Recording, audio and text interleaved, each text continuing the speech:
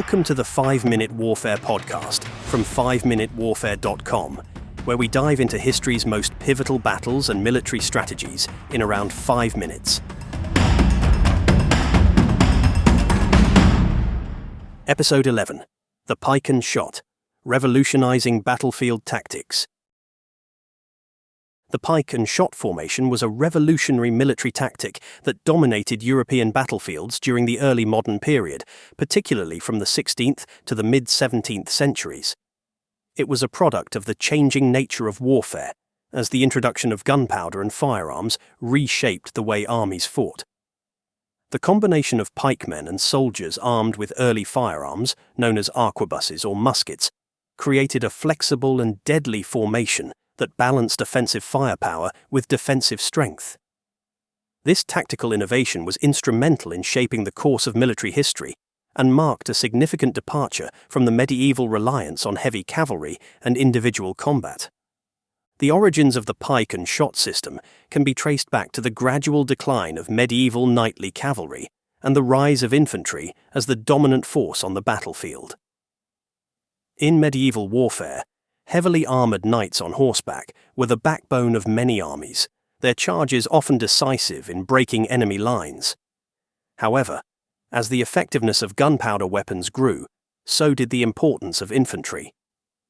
By the 15th century, firearms like the arquebus had begun to appear on European battlefields, though they were still relatively primitive and slow to reload. The key challenge for early firearm users was their vulnerability to cavalry and infantry charges while reloading, as their cumbersome weapons left them defenseless. Enter the pike, a long spear that had already been used for centuries by various armies, notably the Swiss and the Flemish. Pikemen armed with long, sturdy spears could form dense formations to repel cavalry charges and protect vulnerable units. The strength of a pike formation lay in its ability to maintain a solid wall of spear points, making it extremely difficult for cavalry or even infantry to break through. The Spanish were among the first to realize the potential of combining these two elements, firearms and pikes, into a single cohesive unit, laying the foundation for the pike and shot formation. This new formation took the shape of a central block of pikemen, often referred to as a pike square, surrounded by smaller units of musketeers or arquebusiers positioned at the corners or flanks. The role of the pikemen was primarily defensive. They protected the arquebusiers while they reloaded, creating a formidable defensive wall that could hold back cavalry or infantry charges. The musketeers, in turn, provided the offensive firepower, delivering volleys of gunfire that could devastate enemy formations from a distance. The pike and shot tactic was revolutionary in its ability to combine the long-range firepower of firearms with the close-quarter defense of pikes. It marked a significant shift towards integrated arms, where different types of soldiers worked together as part of a coordinated unit, rather than fighting independently. This approach allowed armies to adapt to different situations on the battlefield, whether defending against a cavalry charge or advancing against enemy infantry. The Spanish, under the leadership of the Habsburgs, were particularly influential in the development and use of the pike and shot formation. The Spanish infantry, known as the tercios, became the elite fighting force of Europe during the 16th and early 17th centuries. The tercios were organized into large squares of up to 3,000 men, with pikemen in the center and musketeers on the flanks. These formations were highly disciplined and could withstand cavalry charges while maintaining a continuous volley of gunfire. The effectiveness of the tercio formation was demonstrated in numerous battles, most notably during the 80 Years' War and the Italian Wars, where Spanish infantry proved virtually unbeatable on the battlefield. However, the pike and shot formation was not without its limitations. One of the key drawbacks was its relative lack of mobility. The pike squares, while formidable defensively, were slow-moving and difficult to maneuver. This made them vulnerable to more agile opponents who could outflank or overwhelm them with faster, more flexible tactics. Additionally, as firearms continued to evolve and improve, the limitations of the early arquebuses and muskets, such as their slow rate of fire and inaccuracy, became more apparent. Nonetheless, for much of the 16th century, the pike and shot formation remained the dominant tactic in European warfare. By the early 17th century, new military thinkers and leaders began to refine and improve upon the pike and shot formation, adapting it to the changing realities of warfare. The 30 Years' War, 1618 to 1648, was a particularly important conflict in this regard, as it saw the widespread use of pike and shot tactics by both Catholic and Protestant forces.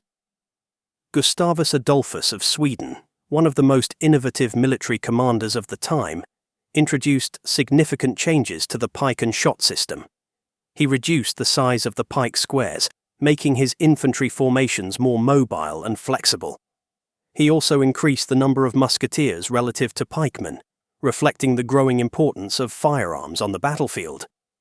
Gustavus Adolphus's reforms were put to the test at the Battle of Breitenfeld in 1631, one of the key engagements of the 30 Years' War. There, the Swedish army, employing a more flexible version of the pike and shot formation, decisively defeated the forces of the Holy Roman Empire. This victory not only demonstrated the effectiveness of the new tactics, but also marked a turning point in the war, with the Swedish army emerging as one of the dominant forces in Europe. As firearms continued to improve, the need for pikemen gradually diminished. By the late 17th century, the increasing use of flintlock muskets, which were faster to reload and more reliable than their predecessors, made pike formations largely obsolete. The last major European battle to see significant use of pikes was the Battle of Fleurus in 1690, after which the pike disappeared from most European armies. The flintlock musket, combined with the bayonet, effectively replaced the need for pikemen, as infantry units could now defend themselves with gunfire and engage in close combat with bayonets without the need for spears. The pike and shot era represents a crucial phase in the evolution of military tactics, bridging the gap between the medieval reliance on heavy cavalry and the modern emphasis on firearms and artillery. It was a period of experimentation and adaptation as armies sought to balance the advantages of new technology with the enduring need for effective defense against cavalry and infantry. While the pike eventually fell out of use, the integrated arms tactics pioneered during the pike and shot period laid the groundwork for the more sophisticated military strategies that would dominate the battlefields of the 18th and 19th centuries.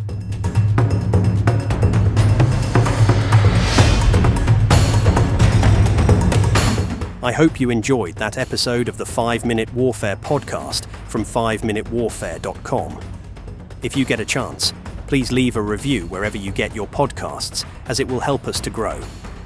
Also, why not check out our other 5-minute podcasts, 5-minute biographies, 5-minute history, 5-minute murder, and 5-minute mysteries. Thanks for listening, and I'll see you next week.